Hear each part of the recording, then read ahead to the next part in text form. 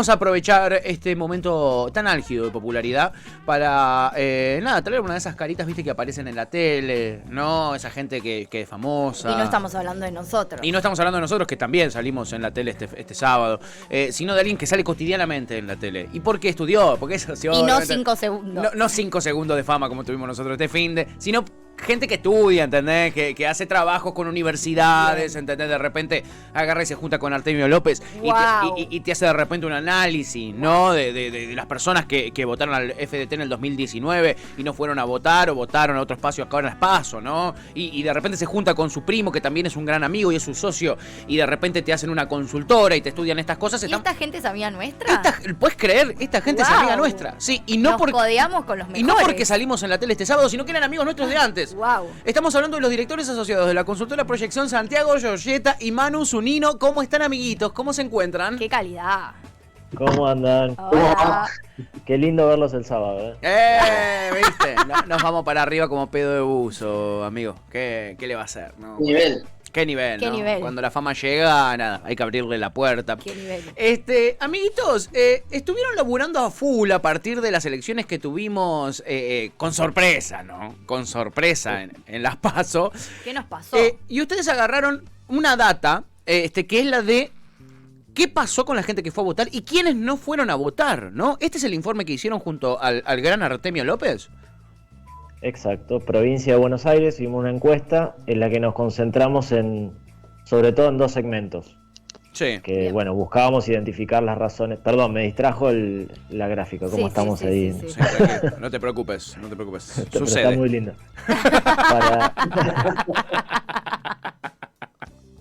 Bien. Sos Pero susceptible a la belleza, está Televisión bien. en vivo. Está muy bueno. Queríamos identificar las razones del resultado de las PASO, y Sí. nos concentramos en dos grupos, en los que habían votado al Frente de Todos en 2019 y esta vez votaron a otros espacios, que principalmente votaron a espacios más chicos, Sí. incluso algunos partidos que no entraron, que no pasaron el umbral del 1.5, o votaron en blanco. Estamos hablando casi de 1 millón de personas, y también en los que no fueron a votar, que habían votado al Frente de Todos en 2019, y estamos hablando ahí casi de 700.000 personas, o sea, un universo muy grande que, bueno, tratamos de describirlo a partir de una encuesta. Muy bien. Bien, en cuanto a comparaciones con números de anteriores PASO, ponele, ¿la cantidad de gente que fue a votar difiere mucho de otras ocasiones? Sí, tenemos un 68% de voto en esta elección, el 68% del padrón, y en general el promedio está cerca del 75%, o sea, hubo una menor participación.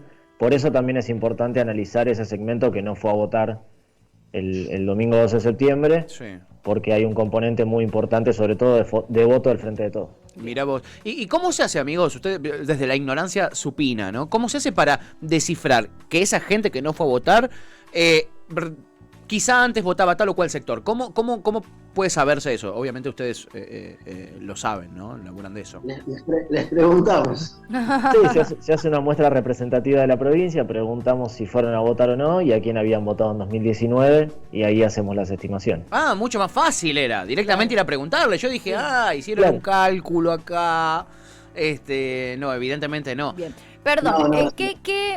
quiero ir al componente obviamente político y a las razones quizás más reales de este cambio quizás de votación o de este no ir a votar, pero ¿creen también que mucha gente pudo no haber ido a votar por que son las PASO, el contexto también de pandemia, que quizás hace que uno diga, bueno, las PASO no son tan importantes, quizás en noviembre voy a votar, pero ahora me quedo en mi casa, me parece, por una cuestión de cuidado, por una cuestión de salud, por una cuestión de esto, de que son las PASO y mucha gente no le da la importancia necesaria? ¿O creen que solamente esto se debe a un componente 100% político, de decisión y de ideológico, digamos?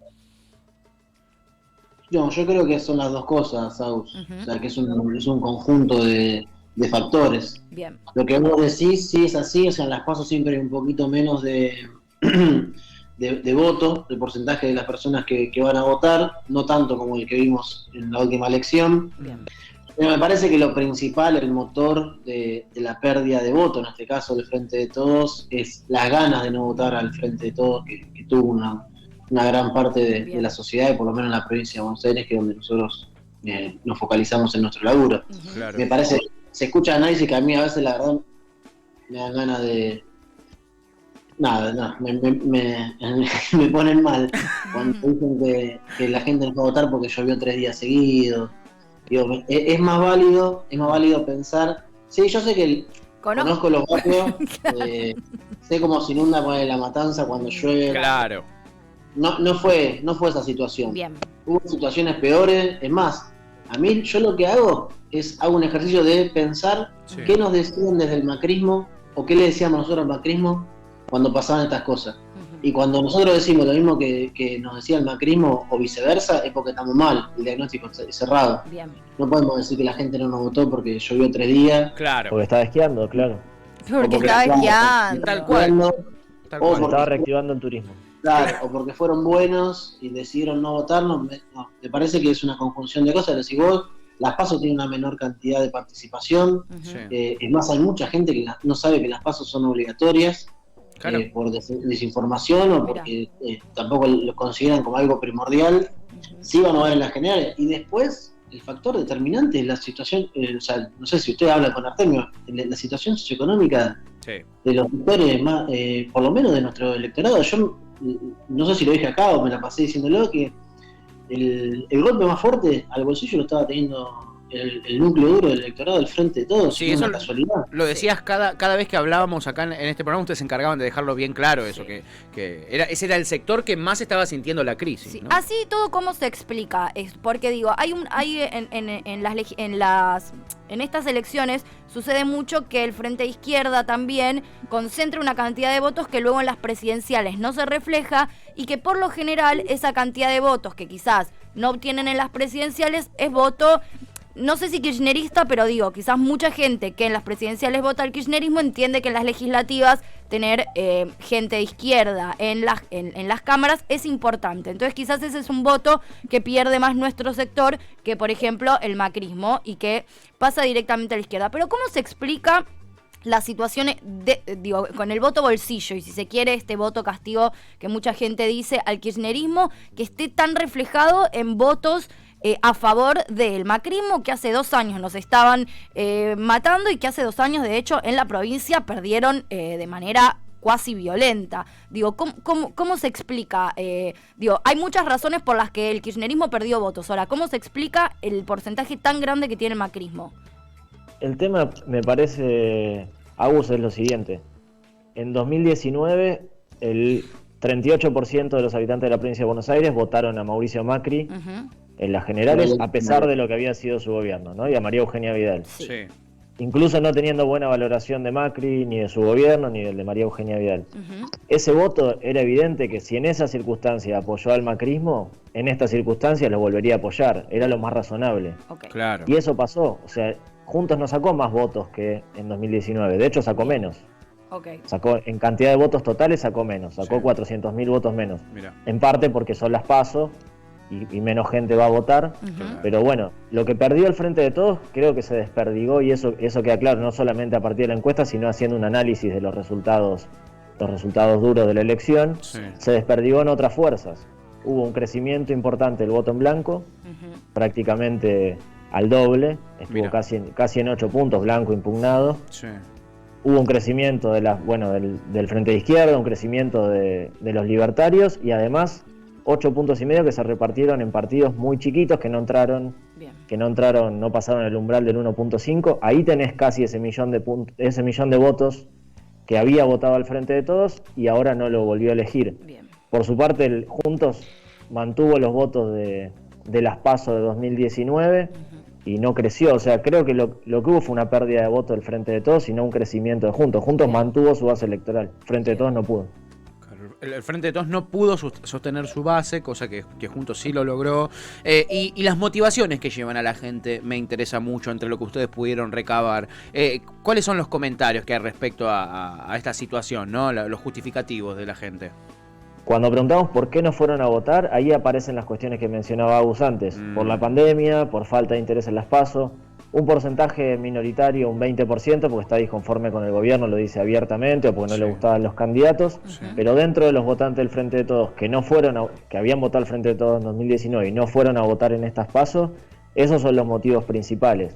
Bien. Después, cuando le preguntamos por opinión o percepciones de la situación económica la evalúan de manera súper negativa o completamente negativa, pero tienen cierta esperanza de que vaya mejorando la cosa y tienen buena aprobación de Alberto Fernández y del gobierno en general. O sea, no es una cuestión de imagen, es una cuestión de que el Frente de Todos, por diferentes motivos, podemos pensar la pandemia sobre todo, lo que pasó, no pudo resolverle los problemas cotidianos, los problemas del presente, que además eran la principal promesa de campaña, poner de pie a la Argentina, reactivar la economía.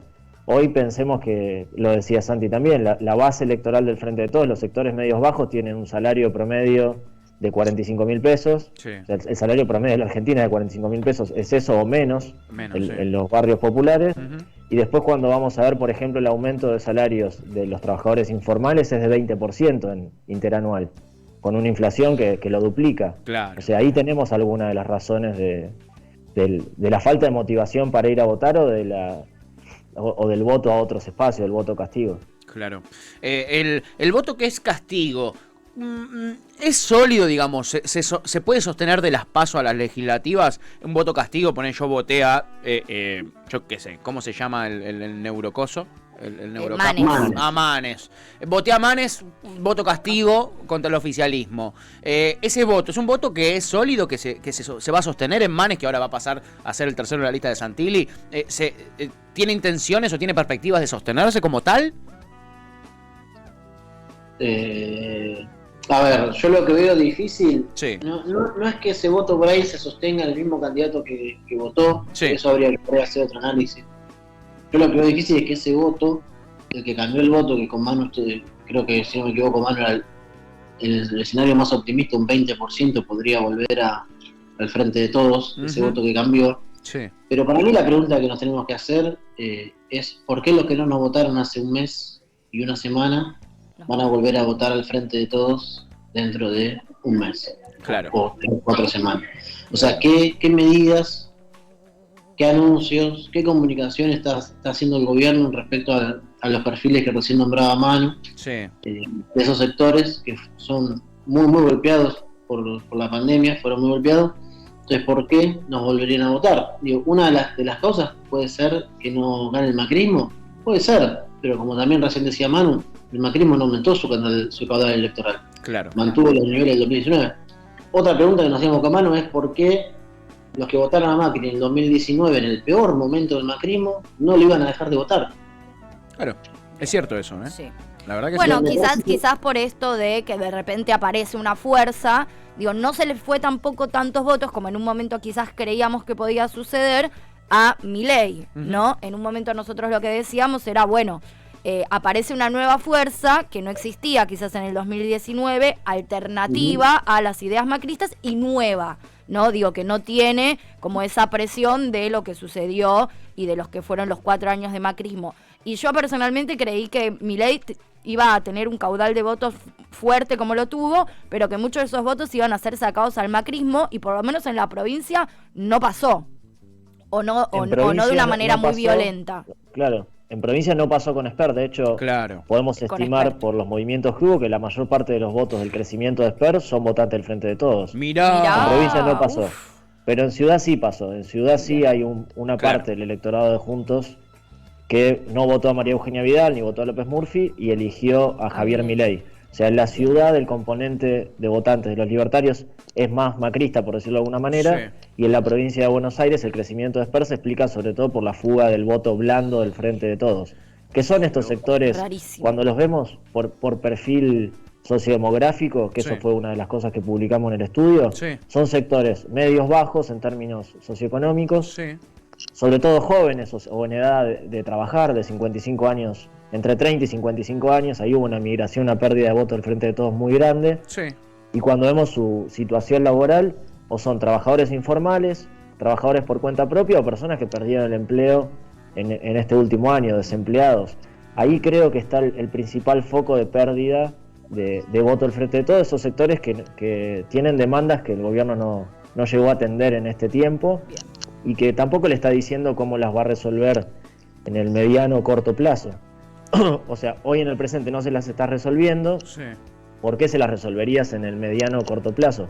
¿Cuál sería la motivación para que estas personas vuelvan a votar al Frente de Todos? Esto que decía Santi. Total. Y una disyuntiva también que es la de si el gobierno consigue resolver alguno de esos problemas con las medidas que para mí no son del todo medidas que viene anunciando últimamente, si logra reconstruir la confianza o tomar esas medidas que no tomó, O recuperar algunos votos de mínima. si toma esas medidas, también queda en evidencia que no las tomó antes, cuando podía hacerlo, digamos, ¿no? Entonces, eso puede tener un efecto también en el electorado, ¿no? El electorado va a decir, ahora sí están respondiendo a mi medida, lo voy a votar, ¿es? ¿Por qué carajo? También pueden pensar, ¿por qué carajo no tomaste esta medida antes cuando podías, ¿no? Y evitar la catástrofe antes. No sé cómo lo ven ustedes, que son los especialistas.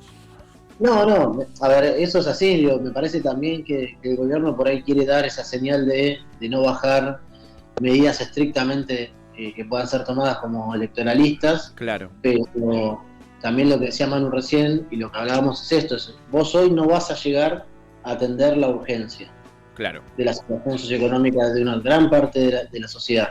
Lo que tenés que dar son expectativas a futuro de Claro. que se van a cambiar. Señales. Claro, la señal, digo, me parece que esa es en lo que decía vos, Pato, es la clave en lo que lo veía Cristina Kirchner, de que por eso pedía señales, que el gobierno dé señales y que haga un cambio de gabinete, que haga un cambio de rumbo a lo que estaba viendo para mostrar eso. Se terminó dando a medias, Digo, para no ser tan pesimistas igual, Sí. como decía Manu también al principio, mucha parte de los que no fueron a votar tiene una buena imagen de Alberto, Mira. un alto nivel de imagen de Alberto, 60% si no me equivoco, Sí. que eso relacionado a medidas que sí generen expectativas y hasta que sí también ataquen problemas urgentes, digo, eso puede servir para, como decía Agus recién, que se recuperen algunos votos. Claro. No vas a recuperar todos los votos. Digo, si no me equivoco, Manu, te puedes corregirme, si no era, en el escenario más optimista es que un 20% de los que cambiaron el voto vuelvan y un 60% de los que no fueron a votar y votaron al Frente de Todos en el 2019 se incorporen a votarlo. Okay. Me parece que Exactamente es eso, el 20%. Sí. ¿Por qué decimos que podrían recuperarse esos votos? Porque del millón de votos que se perdió de la gente que fue a votar, Sí. el 20% todavía tiene buena imagen del gobierno, tiene cierta expectativa de mejora, Claro. pero nada te garantiza que ese 20%, o sea, 200.000 votos vuelvan. No. Pero podrían volver, son votos que están en disputa. Y después de los 750.000 votos que no fueron a votar y te habían votado el 2019, el 65% tiene buena imagen del gobierno, tiene buenas expectativas, esto que decía Santi. Sí. Ahí tenés 900.000 votos que están, o sea, que son posibles de recuperar. Bien. Por ahora, bueno, tampoco podemos decir que ya se recuperaron. Son No, posibles de recuperar, están en disputa en este periodo hasta la elección de noviembre. Veremos cuánto de ese caudal vuelve al Frente de Todos o decide ir a votar al Frente de Todos. Claro. No, quizá esa persona que no fue a votarlo a Alberto porque son las PASO y que como vemos siempre tiene menor participación las PASO, ahora dicen, che, no fui a votar. Tengo una valoración más positiva de Alberto que del macrismo. No fui a votar, ganó el macrismo por amplia diferencia, voy a sumar mi voto. Eso puede suceder también. Lo que escucho siempre, amigos, es que mucha gente define su voto en el mismo cuarto oscuro. ¿Es cierto esto o es un mito ¿cómo se llama? De las consultoras, etcétera? ¿Esto sucede, es así? mira, hay una espiral de silencio que uno no Se aprendió el chamullo. cuando te empiezan a hablar así porque te están chamullando. Ah, bien. Es como dijo Axel. Claro, cuando baje la espuma y uno no puede ver el espiral de silencio es porque te están metiendo el perro, como dice Artemio. Igual es cierto que hay Que hay un una porcentaje. parte Claro. Sí, sí. de las personas que por lo menos nos dicen en la encuesta que van a definir su voto a último momento. Hay entre un 10 y un 15% que te dice defino mi voto a último momento. Ah, mirá. Quizás ya mirá, un tienen montón. algo. No es que hasta ese momento tenían la mente en blanco y definieron su voto, se iluminaron y nada, vieron una boleta en su mente. Claro. Pero, Bueno, no sí sé si- tenían ciertas percepciones previas que las terminan De definir de ahí. consolidar o definir en ese momento. Bien, No sé interesante. si fiscalizaron alguna vez y siempre la pelea es por que la boleta esté más cerca de la puerta. Claro, Bien, exacto. Exactamente. Si cuando entra ahí, El contacto visual. Sí, Claro. exacto. O bien de Claro. frente. Para mí lo importante no era tan cerca de la puerta, sino Que lo vea lo primero que haga cuando ahí, entre. viste que está como la mesa ahí, esa boleta. Claro. Además la nuestra es azul, entonces se ve bien, como entras y la ves. Estratagemas para ganar una elección. Ese es el título que le podríamos poner a esta entrevista con los muchachos. Tips. Amigos, los saco un poco del informe para cerrar y quisiera que, si pueden, me hagan una valoración de estos cambios en el gabinete que realizó el gobierno de Alberto Fernández, porque tienen que ver con esto, porque son una señal con respecto a lo que se viene después de haber perdido esta primera prueba, ¿no?, electoral. ¿Cómo analizan ustedes estos cambios en el gabinete? Manu, te cedo la palabra. Ninguno quería. ¿Cómo? ¿No les gusta el barro? Calladito, No, es un gran calladito. equipo que se está conformando. ¿Es con cassette o sin cassette? Sí. Sin cassette. Si quieren hagan uno y uno que responda con cassette y el otro sin cassette. Me gusta.